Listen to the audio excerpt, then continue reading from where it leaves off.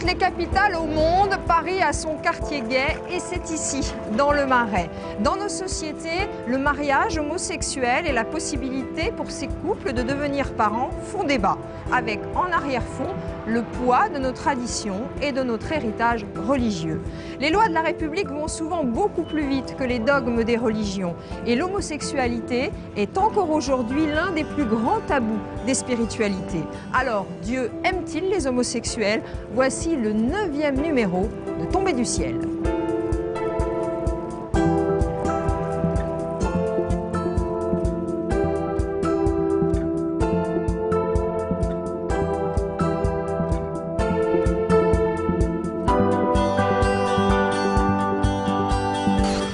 Dans cette émission, reportage auprès de jeunes homosexuels issus de cultures musulmanes.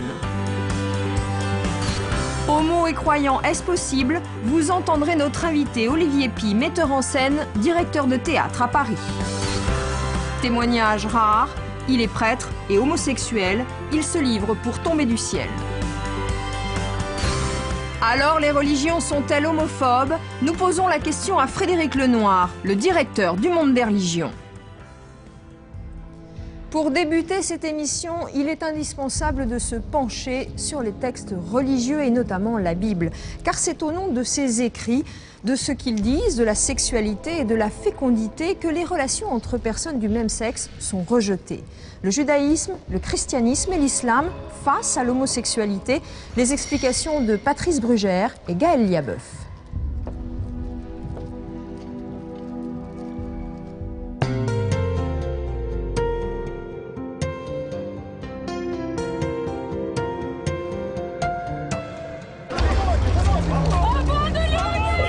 Manifestation réprimée en Russie.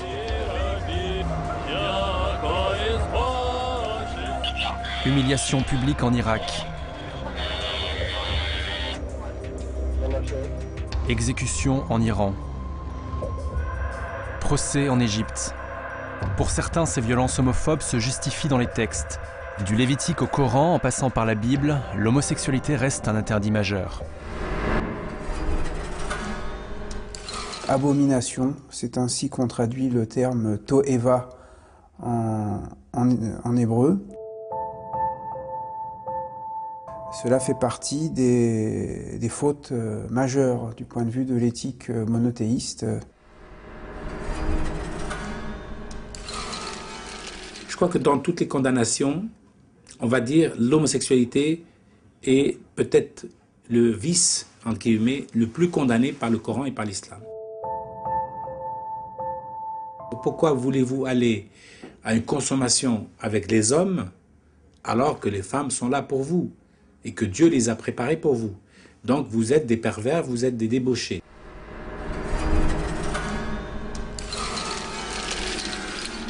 On a une histoire bien connue de Sodome et de Gomorrhe, qui est une histoire de violence, une histoire de viol, de rapt,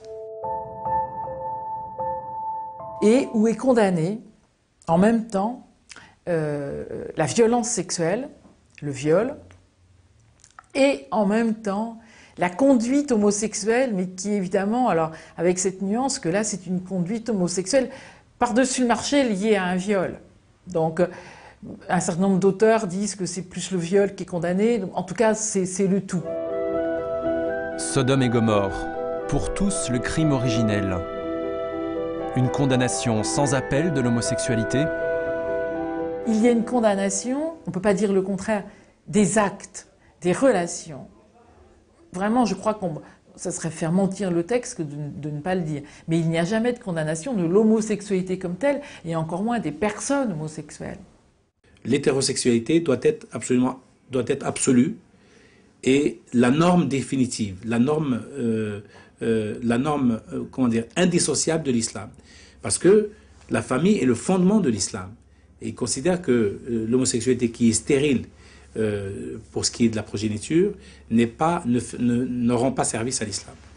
Il y a des versets aussi durs parce que l'acte homosexuel n'est pas ouvert à la procréation. C'est sans doute une raison importante parce que pour toute la Bible, l'ouverture à la fécondité et en particulier à l'enfant, à la promesse de la vie, a une place déterminante. Donc si des hommes deux hommes, par exemple, vivent ensemble et arrivent à maîtriser leur désir, eh bien, ils ne transgresseraient pas le texte. Parce que ce qu'interdit le texte, vraiment, c'est une pénétration. Ce n'est pas deux hommes s'embrassent ou s'enlacent ou se tiennent par la main. C'est pas ça que la Bible interdit. Et ça, c'est lié à la vision que le texte et la tradition biblique a de la semence de l'homme et aussi du regard qu'elle porte sur le couple homme-femme. Et en 2009, est-il envisageable de concilier foi et homosexualité? Le Coran, je peux vous dire, là encore, je le connais maintenant sur le bout des doigts, il donne toutes les possibilités. Il donne la possibilité de l'interdit aussi, bien sûr. Il y a des éléments sur lesquels il y a interdit. C'est un interdit coranique, donc divin. Mais il y a d'autres éléments de la vie, d'autres sections de la vie, où il n'y a pas cet interdit-là. La volonté et la liberté, c'est qu'est-ce que je fais de qui je suis, mais pas changer qui je suis. Et l'homosexualité n'est pas un péché. Des conduites homosexuelles peuvent l'être parce qu'elles peuvent être destructrices. Mais on connaît des conduites hétérosexuelles qui sont aussi des péchés, parce qu'elles sont destructrices. Le judaïsme, c'est un apprentissage de sa pulsion. Parfois on peut arriver, parfois on peut ne pas arriver. C'est aussi interdit de médire contre son prochain. Et je voudrais savoir quelle est la personne, même les grands rabbins, qui n'a pas parlé contre son prochain. Rejeté dans la Torah, la Bible et le Coran, mais pourtant accueilli au quotidien dans certaines institutions religieuses, l'équilibre existe pour les homosexuels, mais loin de l'interprétation rigide et stricte des textes.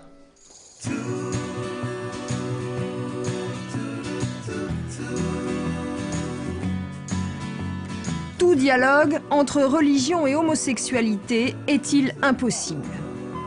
Nous voici à l'église Saint-Méry, à Paris, une paroisse catholique où l'on parle ouvertement de ces questions, où l'on accueille des homosexuels en tant que tels. Olivier Py nous y a rejoints. Comédien, metteur en scène, il est le directeur du théâtre de l'Odéon. Un catholique revendiqué, très libre vis-à-vis de son église.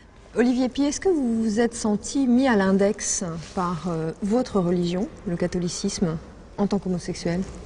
Écoutez, je crois que quand on parle de la position de l'Église, il faut faire un petit peu attention, il faut un petit peu nuancer. Il y a ce qui vient du Vatican, et puis il y a la rencontre quotidienne avec des religieux, et avec des croyants, avec des fidèles. Alors non, pour répondre à votre question, non, absolument jamais, et même j'ai souvent trouvé chez les religieux une aide pour me construire moi-même et pour aller vers ce que je suis. Ça veut dire qu'en église, vous avez eu un bon accueil? Vous avez dit d'abord que vous étiez homosexuel? Oh oui, je crois qu'adolescent, c'est peut-être même aux prêtres à qui j'ai parlé en premier quand j'avais des inquiétudes. Et ce sont les prêtres qui m'ont déculpabilisé. C'est-à-dire? Qui m'ont aidé, qui m'ont dit que j'étais ce que j'étais, qu'il fallait que j'apprenne à accepter ce que j'étais, à vivre l'amour que j'avais en moi, puisqu'il s'agissait d'amour. Ça veut dire que vous vous êtes adressé d'abord à un prêtre sous forme d'une confession? En confession, absolument. Donc moi, je peux dire qu'en tant qu'homosexuel, j'ai été aidé par l'Église pour assumer ce que j'étais. Vous avez rencontré ce prêtre, donc qui Deux prêtres. Ne vous a pas expliqué que l'homosexualité était un péché? Oui, c'est un petit peu plus complexe, mais si vous voulez, surtout la notion de péché, il faudrait la séparer de la notion de faute morale, très 19e siècle. C'est vrai qu'aujourd'hui, l'Église catholique est associée à cette morale un petit peu moisie de mon arrière-arrière-grand-mère, où l'homophobie était une vertu et où l'homosexualité était un péché. Le péché, ça concerne Dieu, uniquement le rapport à Dieu. Le péché, c'est l'oubli de Dieu. Est-ce qu'on oublie Dieu quand on est dans les bras d'un être qu'on aime? C'est possible, mais il est possible que ce soit le contraire. Donc la question sexuelle, elle n'est pas directement liée au péché. Pourquoi est-ce que ces textes de l'Église catholique et sa non-acceptation quand même de l'acte homosexuel ne vous détournent-ils pas de la foi? Mais écoutez, la foi est une histoire d'amour merveilleuse, qui remplit de joie, qui donne la sensation que la vie est plus intense. Donc comment pourrait-on se détourner de cette joie-là quand on la rencontrait? Certainement pas des des questions de petite morale sociétale. Non, certainement pas, et certainement pas un désaccord sur certains points avec le Vatican. Non. Mais maintenant, je crois qu'il faut aussi, par rapport au Vatican, il faut aussi dire les choses. Voilà, quand le Vatican défendait la peine de mort, il y avait quand même des théologiens pour dire non, ça n'est pas possible. Quand le Vatican, au fond, défend l'homophobie, puisque quand il condamne l'ordination de prêtres qui se sont déclarés comme homosexuels, il faut dire non, voilà. Je crois qu'il faut dire non. En plus, l'Église, c'est d'abord les fidèles, c'est d'abord ceux qui la font.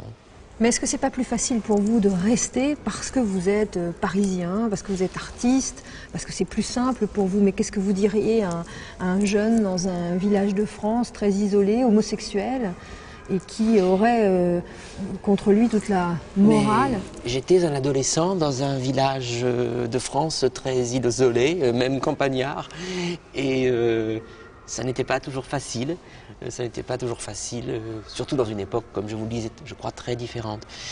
Donc le monde change, il a changé plus vite que je ne l'imaginais, pour tout vous dire. Il changera encore. Aujourd'hui, c'est l'homophobie, vraiment, c'est l'homophobie qui est un péché parce que ça appartient à la haine. Et que la haine, par contre, elle est absolument incompatible avec le message évangélique. Olivier, du discours à la réalité, il y a aussi dans l'Église catholique des prêtres qui sont homosexuels et qui s'assument, non pas publiquement, ils le cachent encore, mais nous avons rencontré l'un d'eux, témoignage avec Laura Marzouk.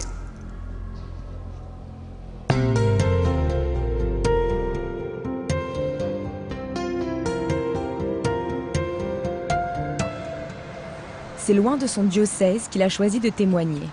Nous le rencontrons au siège parisien d'une association de chrétiens homosexuels. Marc est un prêtre catholique homosexuel, ordonné il y a 47 ans. Je me savais attiré par les garçons. Je pensais pouvoir accéder à l'ordination et vivre mon ministère sans trop de tension intérieure. La réalité s'est avérée un peu différente. Comment est-ce que vous vivez aujourd'hui? J'ai un ami de cœur, je pourrais dire, mais nous habitons à plusieurs centaines de kilomètres l'un de l'autre, donc on ne se voit pas, ou très peu de fois dans l'année. Hein? Mais êtes-vous un homosexuel abstinent? Non. Dans le cadre de cette relation, non. Son homosexualité, ce prêtre l'a confiée à des amis. Ses paroissiens ignorent tout de sa vie cachée. En revanche, il en a parlé au sein de l'Église. Il est arrivé d'en parler à plusieurs évêques que j'ai connus comme responsables du diocèse auquel j'appartiens. Je n'ai pas senti de jugement moral. Je n'ai pas senti de recommandations de ce type. Je crois que la grande crainte de nos responsables évêques ou autres, c'est le scandale. La première recommandation qu'on m'a faite, c'est « soyez discrets ». On ne m'a pas dit « soyez hypocrite », mais on peut quelquefois aussi l'entendre comme ça. Aujourd'hui, Marc ne craint pas la sanction de l'Église. Pour lui, si elle devait avoir lieu, elle serait déjà tombée. Reste que pour l'Église, il vit dans le péché. C'est vrai, il y a quelque part une transgression de la règle, une transgression d'engagement que j'ai pris, que je crois avoir pris honnêtement, en conscience. Mais, encore une fois, que faut-il mettre au service de l'annonce de l'Évangile? Est-ce qu'il faut mettre une espèce de paix intérieure, fut-elle acquise au prix de transgression, ou mettre au service de cette annonce des névroses dont malheureusement un certain nombre de gens engagés dans l'Église témoignent de manière évidente? Est-ce que la position de l'Église vous peine? Ça me fait râler quand un texte tombe de Rome pour redire des choses rebattues. Mais pour une fois, ça ne m'empêche pas de dormir. Est-ce que ce qui frappe dans ce témoignage, ce n'est pas d'entendre que la parole est ouverte aux évêques et que ces prêtres finalement se confient à leur hiérarchie? Si, évidemment, on sent bien qu'il y a un peu de douleur quand même. Mais moi, je voudrais célébrer la simplicité, finalement. L'humilité, la simplicité avec laquelle ce prêtre dit les choses. Mais est-ce que ce n'est pas une immense hypocrisie que de dire nous accueillons les homosexuels en tant que personnes, mais nous condamnons l'acte homosexuel? C'est complètement hypocrite, bien sûr. Il n'y a aucun doute là-dessus, c'est complètement hypocrite. D'abord, qu'est-ce qu'un acte sexuel? Je crois qu'aucun psychanalyste aujourd'hui ou qu'une personne sensée ne pourrait définir un acte sexuel. Ça commence où? Ça finit où? Qu'est-ce que c'est qu'un acte sexuel?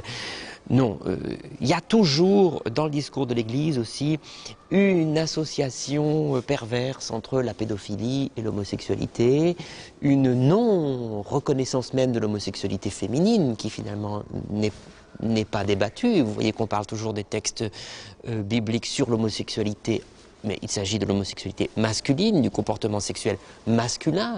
La sexualité de la femme n'est même pas prise en considération. Elle est toujours une sorte de tabou. Donc oui, il y a une hypocrisie incroyable dans le discours officiel du Vatican. Est-ce qu'aujourd'hui les homosexuels doivent créer leurs propres églises?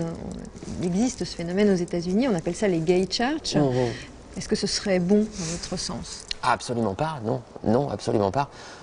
Moi, l'idée que les homosexuels ont leur bar, leurs vêtements, je ne sais pas, leurs chansons et encore plus leur église ou leur lobby politique, tout ça me déplaît souverainement. Je vous avoue que moi, j'ai une réticence absolue à signer une pétition que je devrais signer en tant qu'homosexuel. Je ne peux pas signer une pétition en tant qu'homosexuel. Je la signe au nom de principes universels. Ce qui nous réunit, ce qui fait que nous sommes une communauté, c'est les idées que nous avons ensemble. C'est pas ce que nous faisons le soir, ce que nous faisons dans la journée. C'est pas la couleur de notre peau. Tous ces communautarismes vraiment me dégoûtent. Plus que la religion, c'est souvent la tradition qui pèse lourd dans les préjugés contre les homosexuels. La tradition, vous savez, c'est ce mélange de valeurs morales, politiques, religieuses qui se transmettent de génération en génération. En France aujourd'hui, de jeunes garçons et filles issus de cultures musulmanes ne parviennent pas à vivre sereinement leurs différences sexuelles. Nous sommes allés à leur rencontre, Mehdi Pfeiffer.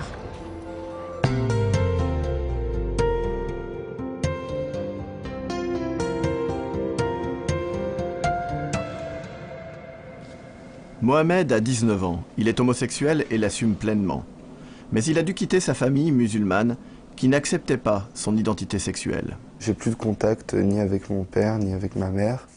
Ils l'ont mal pris sur le coup et c'est vrai que après c'était plus essayer de me convaincre que ce n'était pas moi, que voilà quoi, je pouvais toujours me mettre avec une femme. Ou, voilà, c'est la seule réponse qu'ils m'ont donnée. Et puis, on me parlait de religion, c'était toujours tu ne peux pas être gay en ayant une religion, c'est pas possible. Donc c'est toujours les mêmes phrases qui reviennent. Difficile pour lui de trouver un réconfort dans la foi. Comme la plupart des religions monothéistes, l'islam n'admet pas l'homosexualité. Le seul mouvement musulman à avoir accepté d'en parler ouvertement devant notre caméra est le courant indien Ahmadiyya, dans cette mosquée du Val d'Oise. C'est comme un acte qui n'est pas naturel. Comme quelqu'un sème les semences, sur la pierre, il ne récoltera rien. Donc ainsi est l'acte d'homosexualité. Donc on peut le comprendre, on peut l'expliquer, qu'il ne faut pas mener cette vie, et cela ne produit rien, il n'y a pas de résultat positif. Et alors, il faut vivre comme la vie naturelle, la vie sexuelle naturelle. Ce discours, Karim l'a entendu au Maghreb. Il a fui son pays où il risquait la prison pour venir en France. Aujourd'hui, il est sans papier, mais il peut vivre son homosexualité. Quant à la religion, il ne veut plus en entendre parler. Être un homo et musulman en même temps, c'est complètement opposé, quoi.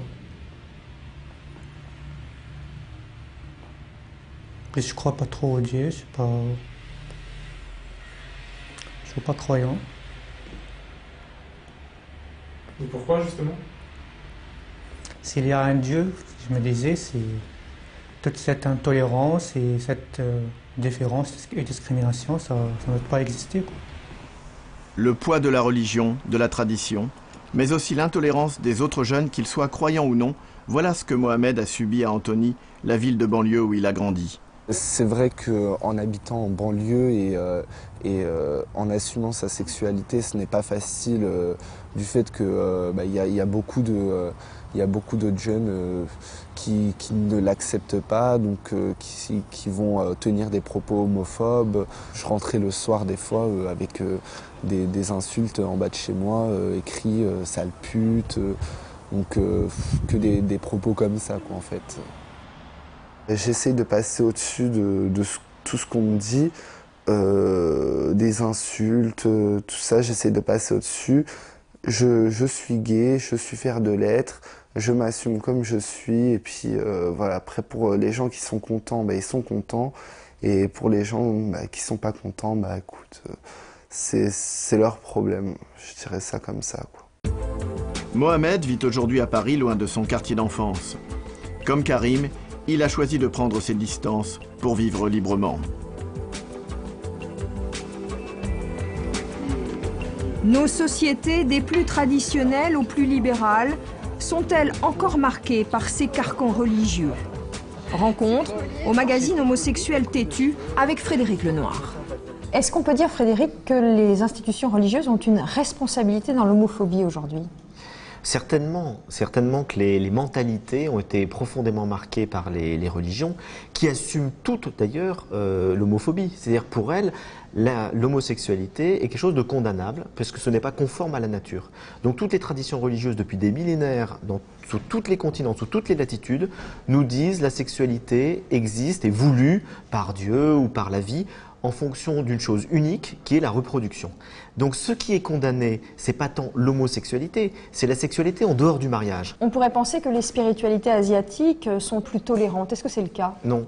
Le bouddhisme, l'hindouisme, toutes les religions orientales, comme l'ensemble des autres religions du monde, ont une critique de l'homosexualité parce que c'est une sexualité qui s'exprime en dehors de l'institution du mariage et donc en dehors de la procréation. Alors maintenant, on pourrait dire qu'il y a plus de souplesse dans la mesure où il n'y a pas de texte sacré qui condamne en tant que tel l'homosexualité, alors qu'elle est condamnée en tant que telle, par exemple dans la Bible, à plusieurs reprises. Dans le bouddhisme, il n'y a pas cette condamnation explicite, mais néanmoins, socialement, ce n'est pas admis. Mais comme dans toutes les religions, il y a toujours deux niveaux. C'est-à-dire qu'il y a un niveau, on va dire, de condamnation officielle, et puis il y a une sorte d'acceptation de fait, où finalement on condamne en soi, mais on laisse faire, parce qu'on pense que ce n'est pas très grave, et qu'il ne faut simplement pas que ça devienne un enjeu social. Les anglicans ont ordonné un évêque homosexuel. Alors la question de l'homosexualité est en train même de créer un schisme au sein de l'anglicanisme, puisque le souhait d'ordonner un évêque homosexuel a été refusé par une grande partie des évêques anglicans, et que ça a donné lieu à une conférence récemment qui a vraiment consacré quasiment un schisme, une rupture entre deux courants. Un courant traditionnel qui refuse catégoriquement qu'on puisse ordonner un évêque, et un autre courant très libéral qui considère qu'effectivement aujourd'hui les églises protestantes doivent pouvoir suivre l'évolution de la société et faire cette consécration. Et là on voit bien qu'il y a vraiment deux grandes sensibilités qui traversent les religions. Une sensibilité traditionnelle qui continue de s'appuyer sur la doctrine, quitte à ce qu'on accepte après les personnes comme elles sont. Et puis un autre courant qui dit non, il y a un enjeu de société trop important, et il ne faut pas céder là-dessus, et on doit donc avoir une politique et une ligne plus dure pour éviter de banaliser l'homosexualité dans la société. Est-ce que les institutions religieuses ont possibilité de réinterpréter les textes anciens comme la Bible, ou bien est-ce qu'ils sont enfermés dans ces textes? Ils peuvent tout à fait, toutes les institutions religieuses peuvent effectivement évoluer sur cette question-là, puisqu'on peut trouver toujours des arguments dans les textes qui permettraient d'avoir un discours plus libéral. Et d'ailleurs, je vais être un petit peu, peut-être vous surprendre un petit peu en disant que je crois que la connotation, si vous voulez, la plus rigide par rapport à l'homosexualité, elle vient pas tant de la Bible, même s'il y a des phrases dures dans la Bible, c'est plutôt à partir du 19e siècle où la loi naturelle est devenue finalement le fondement de la théologie catholique, où là on a considéré dans une perspective vitaliste que rien n'était plus important que la vie, que la transmission de la vie, et que c'est la nature qui doit être le référent de la morale chrétienne. Or, c'est pas du tout ça, finalement, l'évangile. Dieu peut intervenir, et Dieu est un Dieu personnel qui regarde les personnes. Et à partir de ce moment-là, Dieu étant au-dessus de la nature, on ne voit pas pourquoi on ne pourrait pas réinterpréter à cette lumière théologique les relations interpersonnelles. Ce qui compte, c'est la vérité des relations interpersonnelles et pas l'application d'une loi naturelle. Vous pouvez retrouver les dates et les heures de rediffusion de Tombée du ciel en mai et juin sur les sites internet de la chaîne parlementaire et du Jour du Seigneur. Merci à ceux qui m'ont aidé à préparer cette émission, Agnès Ravoyard, Jean-Michel Carpentier, Nicolas Maupier et Francis Bianconi. À très bientôt.